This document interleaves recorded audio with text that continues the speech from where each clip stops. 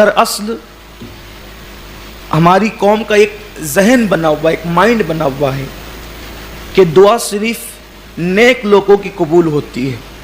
بلکہ اگر کبھی ہم عوام میں کوئی بھائی ہمیں ملے اور وہ کہتا ہے کہ سید صاحب دعا کریں، اور اس کو ہم کہہ دیں کہ آپ بھی میرے لیے دعا کریں، تو وہ کہتا ہے ارے ہم آپ کے لیے کیا دعا کریں، ہم تو گنہگار لوگ ہیں. تو اس کا مطلب یہ ہے کہ آپ نے یہ سمجھ رکھا ہے کہ دعا صرف ایک مخصوص طبقے کی قبول ہوتی ہے اور باقی اور لوگوں کی دعا قبول نہیں ہوتی.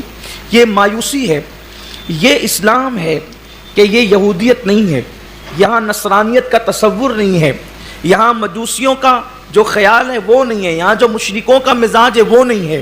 یہ اسلام ہے، سب اللہ کے بندے ہیں اور اللہ سب کی سنتا ہے. اور خاص بات اس وقت دعا کے حوالے سے عنوان رکھنے کی سب سے بڑی وجہ یہ ہے کہ اللہ کے حبیب صلی اللہ علیہ وآلہ وسلم فرماتے ہیں الدعاء سلاح المؤمن، کہ دعا مومن کا ہتھیار ہے. یعنی جس وقت مسلمان اتنے عاجز ہو جائیں، اتنے کمزور ہو جائیں کہ کہیں سے کوئی بات نہ بنتی ہو، کہیں سے کوئی بگڑی نہ بنتی ہو، تو اس وقت مسلمان دعا کا سہارا لے.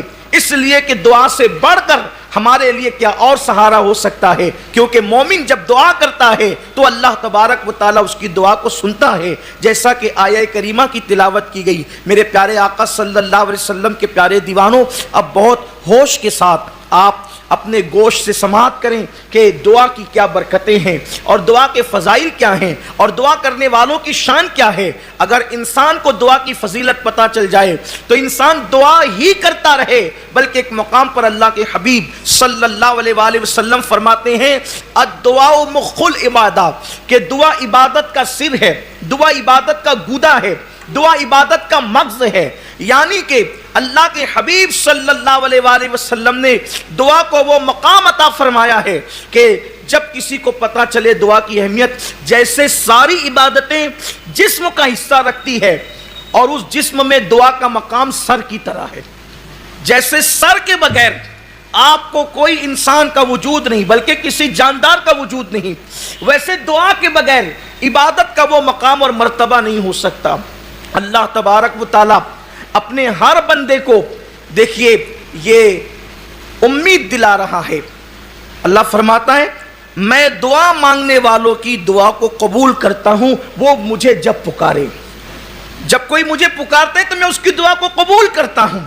اب یہاں خاص بات، یہاں اللہ نے نیک اور گنہگار کی کوئی قید نہیں لگائی. یہاں نیک اور گنہگار کی کوئی قید نہیں لگائی، بلکہ فرمایا کہ جب مجھ سے دعا کی جاتی تو میں دعا کو سنتا ہوں، پکارنے والوں کی پکار کو سنتا ہوں. اور دوسرے مقام پر فرمایا مجھ سے مانگو میں تمہیں عطا کروں گا، مجھ سے دعا کرو میں تمہیں عطا کروں گا. اور ایک آیہ کریمہ میں اسی سے لگ کر کے ہے کہ اللہ تبارک و تعالیٰ فرماتا ہے جو لوگ میری عبادت سے تکبر کرتے ہیں ان قریب جہنم میں جائیں گے ذلیل ہو کر. اللہ رب العزت فرماتے ہیں جو میری عبادت سے تکبر کرتے ہیں وہ ذلیل ہو کر جہنم میں داخل کیے جائیں گے. مفسرین فرماتے ہیں یہاں عبادت سے مراد دعا ہے، یعنی جو دعا نہیں کرتے میں ذلیل کر کے انہیں جہنم میں داخل کروں گا. جو دعا کرتے اللہ ان کو پسند کرتا ہے. انسان کا حال یہ ہے اگر اس سے کوئی مانگے تو انسان اس سے پریشان ہو جاتا ہے، انسان سے کوئی مانگے تو انسان اس سے بدظن ہو جاتا ہے، انسان سے کوئی مانگے تو انسان اس سے ناراض ہو جاتا ہے. مثال کے طور پہ اگر کوئی قرض مانگنے کے لیے آئے، کوئی پیسے مانگنے کے لیے آئے، کوئی چیز مانگنے کے لیے آئے، بلکہ ایک مرتبہ کوئی مانگنے کے لیے آئے اور ہم اس کو دے دیں اور دوبارہ جب وہ مانگنے کے لیے آئے تو ہم ادھر ادھر جو ہے وہ کرنے لگتے ہیں اور اس سے اپنا دامن بچانے لگتے ہیں. مگر قربان میرے رب کی عظمتوں پر، قربان میرے رب کی شان کریمی پر، اللہ فرماتا ہے اگر تم نہیں مانگو گے، دیکھو مانگنے کے لیے کیسے ابھار رہا ہے، اگر تم نہیں مانگو گے، تکبر کرو گے، نہیں مانگو گے تو ذلیل کر کے تمہیں جہنم میں داخل کر دوں گا. اوروں سے مانگو تو وہ ناراض ہوتے ہیں، اللہ سے نہیں مانگو تو اللہ ناراض ہوتا ہے. اللہ فرماتا ہے مجھ سے مانگو میں تمہاری دعاؤں کو قبول کروں گا. اور پھر ایک مقام پہ فرمایا تو کیوں نہ ہوا، یہ آیہ کریمہ سورہ انعام میں آیت نمبر 43 ہے. اللہ فرماتا ہے تو کیوں نہ ہوا جب آئی تھی ان پر ہماری طرف سے سختی یعنی مصیبت تو وہ گڑ گڑاتے وہ گڑ گڑائے ہوتے, وہ ہماری بارگاہ میں عرضی کیے ہوتے, دعائیں کیے ہوتے, لیکن ان کے دل سخت ہو گئے, ان کے دلوں کے اندر سختی پیدا ہو گئی. یعنی اللہ فرما رہے جب تم پر مصیبت آئے تو تم میری بارگاہ میں گڑ گڑاؤ, دعا کرو, مجھ سے مدد طلب کرو تاکہ میں تمہاری مدد کروں. جب بھی تم پر سختی کا اور مصیبت کا وقت آئے تو دعا کرو, دعا کا سہارا لو. جب تمہارا کوئی سہارا نہیں بنے تو تم دعا کا سہارا لو. اور دعا جب کوئی کرتا ہے تو اللہ تعالیٰ اس کی دعا رد نہیں کرتا, بلکہ حدیث پاک میں آتا ہے, اللہ فرماتا ہے, یہ حدیث قدسی ہے, وَأَنَا مَعَهُ إِذَا دَعَانِي. اللہ فرماتا ہے کیا بڑی شان ہے دعا کرنے والوں کی. اب ذرا دل سے سنیے اس حدیث مبارکہ کا ترجمہ اور اس پر امام اہل سنت کا شاندار تفسیرہ. خدا کی قسم قلم توڑ دیا ہے, حق ادا کیا ہے حدیث مبارکہ کی تشریح کا. یوں تو ہر محدث اپنی شان کے مطابق, علمی شان کے مطابق حدیث کی تشریح کرتا ہے, لیکن میرے امام کا انداز جدا ہے. قربان جائیں امام کس انداز سے اس کی تشریح فرما رہے ہیں. یہ حدیث مبارکہ جس کی میں نے ابھی تلاوت کی, یہ بخاری شریف میں بھی ہے, مسلم شریف میں بھی ہے, ترمذی شریف میں بھی ہے, نسائی میں بھی ہے, ابن ماجہ میں بھی ہے. اس کے راوی حضرت ابو ہریرہ رضی اللہ تعالیٰ. اللہ پاک حدیث قدسی فرماتا ہے, حدیث قدسی اس کو کہتے ہیں جس میں راوی حضور ہوں اور اللہ کی طرف بات, اللہ کی طرف سے نسبت کی جا رہی ہو کہ اللہ نے فرمایا, اور روایت حضور فرما رہے ہیں. اور اللہ فرما رہا ہے وَأَنَا مَعَهُ اِذَا دَعَانِي. اللہ فرماتا ہے میں اپنے بندے کے ساتھ ہوتا ہوں, میں اس کے ساتھ ہوتا ہوں جب وہ مجھ سے دعا کرتا ہے. اب اس کی لذت لیں, امام اہل سنت اس کی تشریح کرتے ہیں, جب بندہ دعا کرتا ہے تو میں اس کے ساتھ ہوتا ہوں, جب بندہ مصروف دعا ہوتا ہے تو میں اس کے ساتھ ہوتا ہوں. اب امام اس پر بیان کر رہے ہیں یوں تو اللہ علم و قدرت کے اعتبار سے ہر ایک کے ساتھ ہے, اللہ علم و قدرت کے اعتبار سے ہر ایک کے ساتھ ہے, لیکن یہ معیت خاص دعا کرنے والوں کو نصیب ہو رہی ہے. اب اس کی آگے فرماتے ہیں اے دعا کرنے والوں, دعا قبول ہو یا نہ ہو, مراد ملے یا نہ ملے, ارے کروڑوں مرادیں اس عظمت پہ قربان کے جب دعا کرتے ہیں تو قدرت ساتھ ہو جاتی ہے. جس کے ساتھ خدا ہو جائے اس سے غم کس بات کا ہو سکتا ہے. کروڑوں مرادیں اس نسبت پر قربان ہے, کروڑوں مرادیں اس نسبت پہ قربان ہے. بلکہ یوں سوچے, توجہ, اب اس پر فقیر کا بھی کوئی تفسیرہ سن لیں.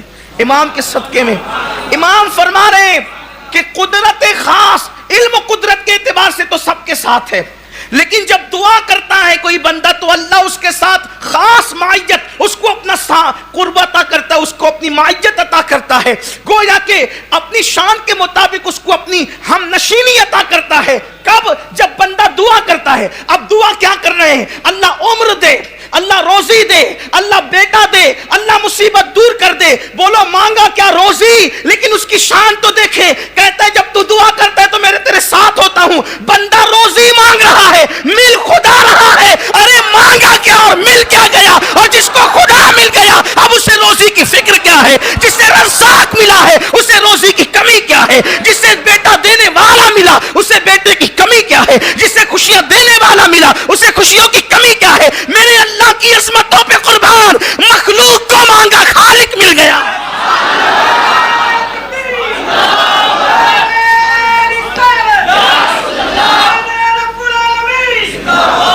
مانگنے کیا گئے, مل کیا گیا.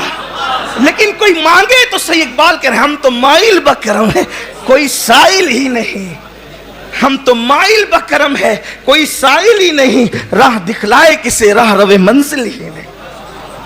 اللہ فرماتا ہے جب میرا بندہ دعا کرتا ہے تو کیا بات ہے, جب دعا کرتا ہے میں اس کے ساتھ ہوتا ہوں.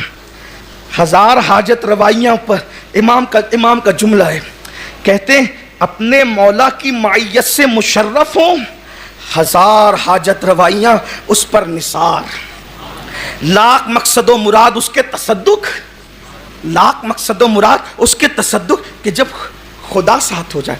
پھر حدیث نقل کرتے ہیں,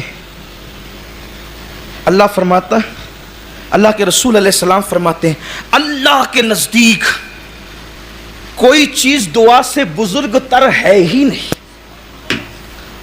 اللہ کے نزدیک दुआ से बुजुर्ग तर कोई चीज नहीं है। और फिर फरमाया, हदीस पाक में आता है, अल्लाह ताला फरमाते, ये भी हदीस कुदसी है कि ए फर्जंद आदम, आदम के बेटे, तू जब तक मुझसे दुआ करता और मेरा उम्मीदवार रहेगा, मैं तेरे गुनाह कैसे ही हो माफ करता रहूंगा। और फिर कहता है, मुझे कुछ परवाह नहीं, पता चला दुआ करने से मुरादें तो मिलती है, गुनाह भी माफ होते हैं, और जब तक दुआ करते रहोगे गुनाहों की मगफिरत होती रहेगी। फिर उसके बाद हदीस पाक मेरे आका फरमाते हैं, दुआ से कभी रुकना मत। सरकार तरगीब दे रहे हैं, दुआ से कभी रुकना मत, दुआ से कभी आजिज मत होना, इसलिए कि जब तक बंदा दुआ करता रहेगा वो कभी हलाक नहीं होगा। जब तक बंदा दुआ करेगा हलाक नहीं होगा। फिर मेरे आका फरमाते हैं, दुआ मोमिनों का हथियार है, दीन का सुतून है, आसमान और ज़मीन का नूर है।